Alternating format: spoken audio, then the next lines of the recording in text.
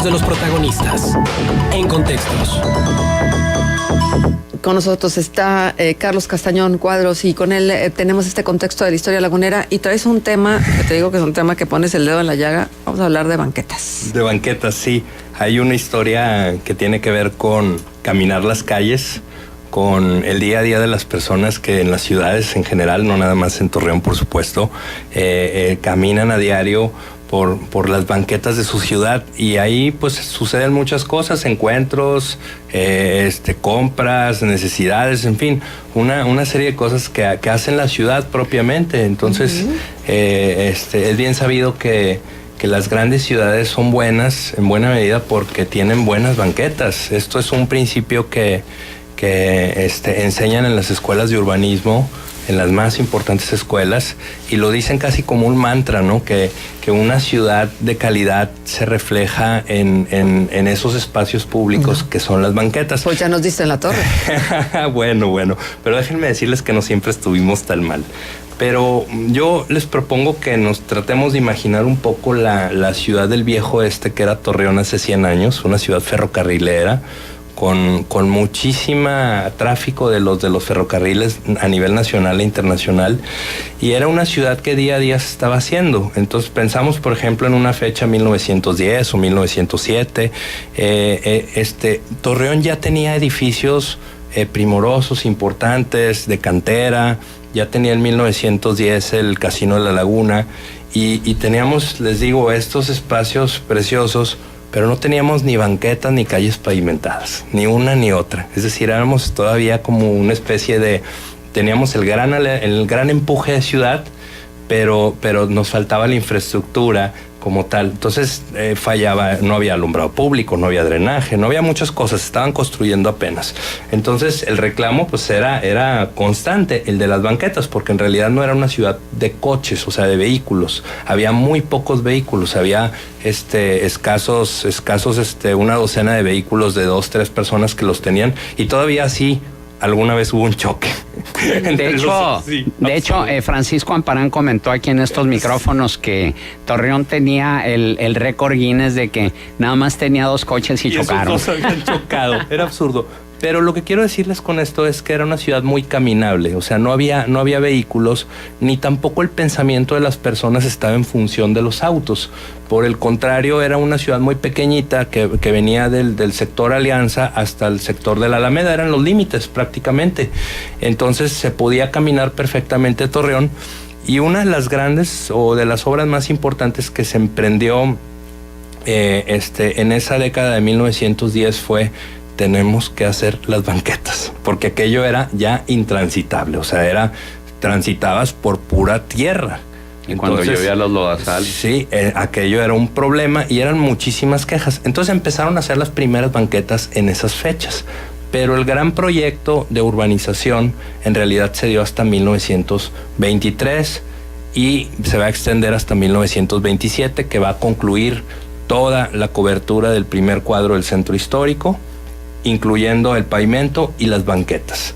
Pero entonces para eso pasó algo muy bonito. Se juntaba, el gobierno municipal tenía pocos recursos, pero existía la figura de la Junta de Mejoras Materiales, que aglutinaba a los empresarios y a los ciudadanos y también al gobierno. Entonces todos aportaban, y había empresas que tenían mucho dinero y esas aportaban más. O sea, no había, con esto quiero decirles que no había mezquindad, sino generosidad. Oye, Carlos, entonces el concepto de mejoras materiales, sí, que me parece que lo repetimos sin caer en la cuenta del significado, ¿no? De cómo nace la Junta de Mejoras Materiales. Sí, nace, fíjate, eso es bien bonito, nace con el propósito de que los ciudadanos digan dónde se tienen que hacer las obras. Como que ahora estamos un poco al revés, el gobierno hace lo que quiere. Y eso es bien bonito porque era un gobierno pequeñito, era una ciudad pequeña, y por lo tanto, bueno, pues los intereses todos eran como mutuos, eran comunes. Entonces había que hacer las banquetas, había la necesidad de pavimentar, y eso se hizo esa obra. Duró entre 1923 y concluye esa primera gran obra hasta 1927. El alcalde en ese momento era Nazario Ortiz Garza en 1927, y que fue un grandísimo alcalde de Torreón y un grandísimo gobernador de Coahuila. Y él promovió que se contratara una empresa, la International Billet Company, una empresa que tenía su sede en Estados Unidos, en Dallas, que estaba apalancada y que tuvo socios mexicanos. Y esa empresa empezó a hacer tanto el pavimento como las banquetas. Pero miren, quiero darles algunos datos de las banquetas. La banqueta tiene un ancho de 4 metros, 25, aproximadamente 25 centímetros. O sea, generosísima. Es una banqueta donde cabe perfectamente una familia, donde podemos perfectamente sacar unas mesitas y tomarnos un café como ahora lo estamos viendo en los últimos años en Torreón. Es decir, es una ciudad pensada para transitar, para estar en la calle, para convivir en la ciudad del centro histórico de Torreón. Exacto. Si lo comparamos con lo que está pasando en el siglo XXI o en los desarrollos urbanos que ha tenido Torreón en las últimas 2 décadas, ya no hay banquetas. No.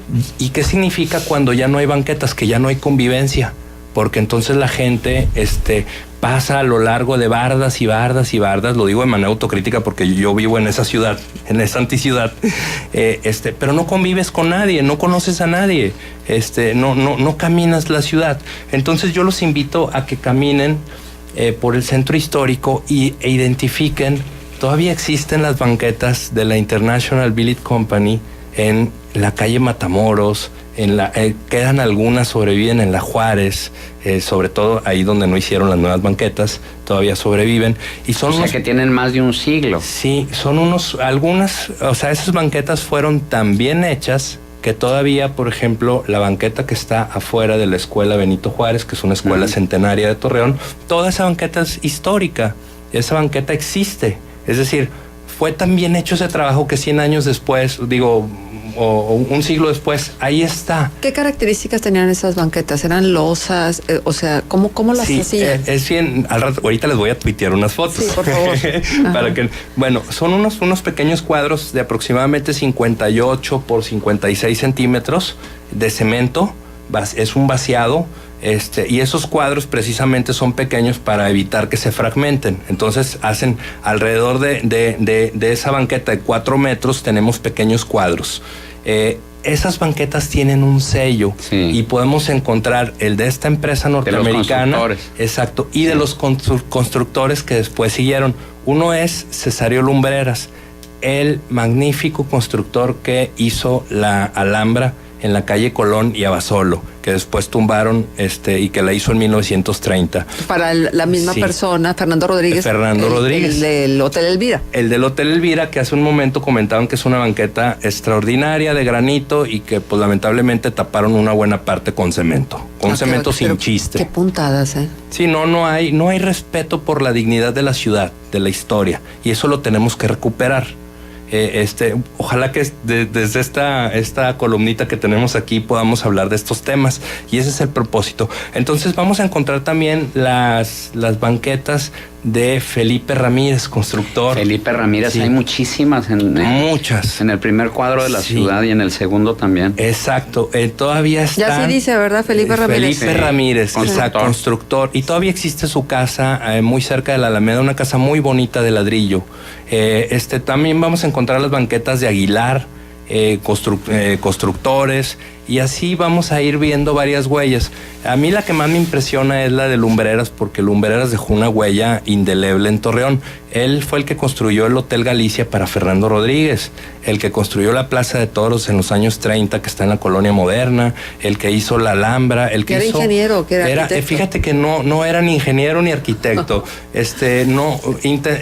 Entró a estudiar ingeniería, pero no concluyó, y entonces desde muy joven tuvo que hacer sus pininos de maestro albañil, y pues no necesitó de más estudios para ser grande. Por ejemplo, hay una casa que queda aquí a la vuelta al lado del edificio Monterrey por la avenida Morelos. Ay, hermosa.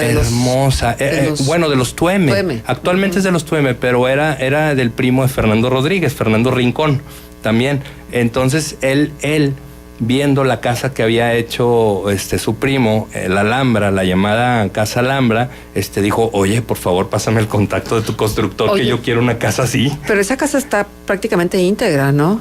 Bueno, tiene una cuarteadura, se puede restaurar, pero esa casa estaría para un restaurante de primer nivel. Ojalá, o para un museo o para un museo, una casa. algo que se pueda hacer ahí. Pero yo los invito a que caminen las calles de Torreón y se fijen las huellas que hay de la historia. O sea, es un poquito como de arqueología urbana, porque luego decimos que en Torreón no tenemos historia, que somos una ciudad muy joven y que aquí no hay nada que ver. No es cierto, hay mucho que ver y espero yo que esto les llame la atención y guste y vean estas banquetas que fueron tan bien hechas que en el siglo XXI todavía tenemos algunas en muy buen estado. Y también, no sé si te acuerdas de la banqueta del Hotel Calvete, que también era, no era como el resto de las banquetas, sino también era así como una especie de granito, que ya no existe, ¿verdad? Pero en su momento, estoy hablándote de los años 60 principios. Exacto, la del ¿Dónde? Hotel Calvete. Ahí en La Juárez y Ramón Corona. Mira, hay algo también bien interesante que se ha perdido, pero que sí teníamos. Son, digamos, por decirlo así, valores que se han perdido. Uno es que todas las banquetas estaban homologadas, estaban al mismo nivel, de tal manera que... Sí. ¿En qué momento se perdió eso, por favor, dime? Pues en el momento en que crecimos descomunalmente O en el como momento ciudad. en que los intereses se privilegiaron por encima de la construcción de una ciudad Sí. uniforme, homogénea. Sí, cada quien hizo la ausencia de gobierno, aunado que cada quien hace lo que quiere, y entonces tenemos banquetas de un nivel, de otro nivel, de diferentes calidades. A veces ni tenemos banquetas. Aquí en el mismo centro de Torreón. Oye, ¿en qué momento se empezó a utilizar el material que es como un mosaico? Ah, ese, fíjate que serán los 60, ¿no? En los Sí. años, sí, es muy sesentero.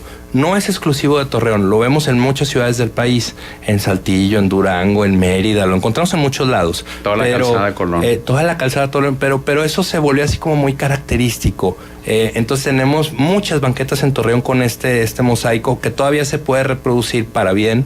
Y que todavía hemos visto, por ejemplo, que la calzada Colón la restauraron con este mosaico. Sí. Lo mandaron a hacer el que estaba quebrado, nuevo, y les quedó muy bien. Ese es un buen ejemplo. Sí. Tendríamos que seguir cosas así y rescatar los niveles de la banqueta como nuestros abuelos lo hicieron hace 80, hace 90 años, que llevaban una ciudad pues más ordenada. Sabes que quienes caminamos el centro de vez en vez, la verdad es que vamos con el enojo encima de darnos cuenta de la destrucción de gran parte de las banquetas del primer cuadro. Gran parte está destruida. Además las que están construidas están al arbitrio del dueño de la casa, porque la banqueta es responsabilidad del dueño de la propiedad. Por supuesto. Eso es muy importante decirlo, porque dices, es que ¿por qué el gobierno no hace esto y no hace el otro? Bueno, pues debería de presionar para que los propietarios de los inmuebles tuvieran banquetas decentes y uniformes, pero no se hace, Carlos. No. Y entonces, por ir peleándote con lo que no hay, no alcanzas a ver lo que hay. No hacemos a veces ni lo básico ni lo elemental, pero fíjense, parte de esta historia que les platico, que va de 1923 a 1927, que es cuando prácticamente se cubrió la totalidad de las banquetas del centro histórico, o sea, lo que conocemos nosotros como el cuadro que va de la Alianza a la Alameda, a la Colón, esa parte, encontré unos datos bien interesantes.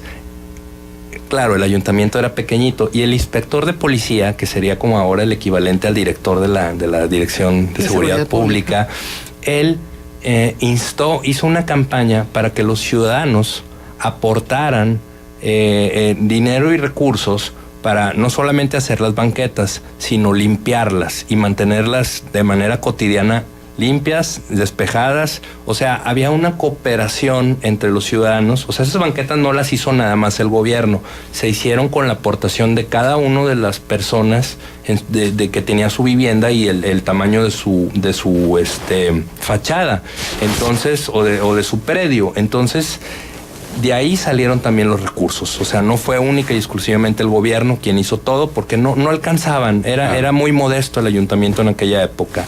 Entonces, esta es una historia un poco como compartida entre ciudadanos y gobierno para construir la ciudad, y las huellas las tenemos en esas banquetas. Véanlas. Yo creo que valdría la pena rescatar incluso ese modelo histórico de banqueta. Bien. Claro, por supuesto. Bueno, pues muchísimas gracias, Carlos. Por eso te decía que pones el dedo en la llaga, porque de verdad estamos muy pendientes de lo que no hay y del enojo que nos provoca caminar por banquetas que prácticamente destruidas, deshechas. Sí. Y entonces eso hace que no veamos esta otra parte que tú nos comentas que es tan importante, que es la huella de la historia. Sí, decía un gran urbanista, Enrique Peñalosa, que una buena ciudad, o sea, es aquella que es buena para los niños y los ancianos, y en ese sentido sería el criterio para las banquetas, que no las pueden ni caminar ni niños ni ancianos ni personas con discapacidades. Sí, exacto. Menos, claro. Y pues ahí está la tarea, pero bueno, esa es parte de la historia, espero les haya gustado. Muchas gracias. Muchas gracias, Carlos Castañón.